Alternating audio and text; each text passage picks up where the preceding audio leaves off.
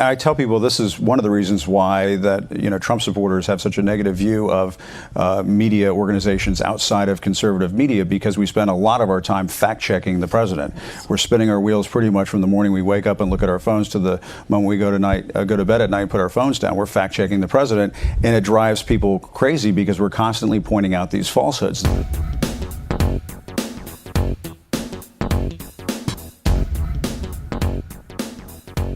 And it's lie after lie after lie after lie. Now, if you are in the White House press corps, what do you do? We hear this all the time, this debate on social media. Do you call it a falsehood? Do you call it a whopper? Do you call it a lie? My sense of it is we've gotten to this point now where I think we can probably feel comfortable regarding most of these statements as lies. And he's just a dishonest, deceptive person, and it is how he built his media and real estate empire, and it's how he built his political brand. He is the original birther. He's the birther in chief. The foundation of his political career was Barack Obama wasn't born in the United States. One of the biggest lies, if not the biggest lie, in American political history. I'm going to be filing a motion to stay the motion to Justice Souter for an injunction to stay the election of November 4th, 2008. There's a major issue we've been dealing with across this country. It's been around for over a year, and in June of 2008, what happened? Obama put on their website, on their campaign website, a document called a certification of live birth. The document is a forgery. They keep playing with it and keep saying it's a birth certificate. It's our position that Obama does not meet the criteria, the qualifications to be President of the United States. And it's very possible that he doesn't even meet the qualifications to be a United States Senator from Illinois. It's really a disgrace. It's a hoax by their campaign. And I'm hoping that the U.S. Supreme Court will see and have justice on this. They put this document on called Certification of Live Birth. If he had a birth certificate from Hawaii, why didn't he produce it?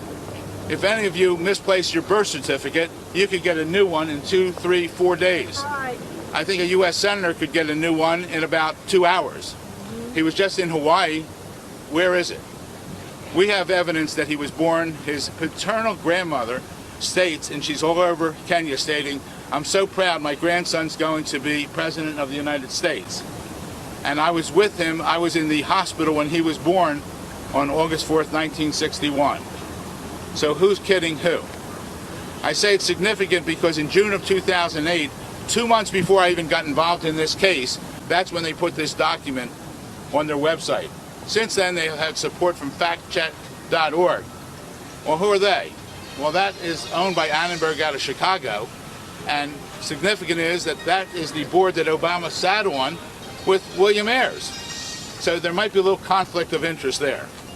My sense of it is we've gotten to this point now where I think we can probably feel comfortable regarding most of these statements as lies. And he's just a dishonest, deceptive person, and it is how he built his media and real estate empire, and it's how he built his political brand. He is the original birther. He's the birther in chief. The foundation of his political career was Barack Obama wasn't born in the United States.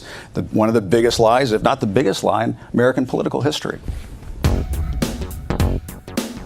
That's the Trump effect on America. It has normalized and sanitized nastiness and cruelty in a way that I just never thought I would see before. And when I was at that rally in Tampa and there were people, screaming and yelling at me, it felt like we weren't in the United States anymore. And I suppose maybe I shouldn't talk about it. It's a sensitive subject. Trump people get mad if you paint him with a broad brush and so on. But I'm a strong believer, and we have this internal debate at CNN. I'm a strong believer in holding up the mirror to the country and showing people what's happening to America.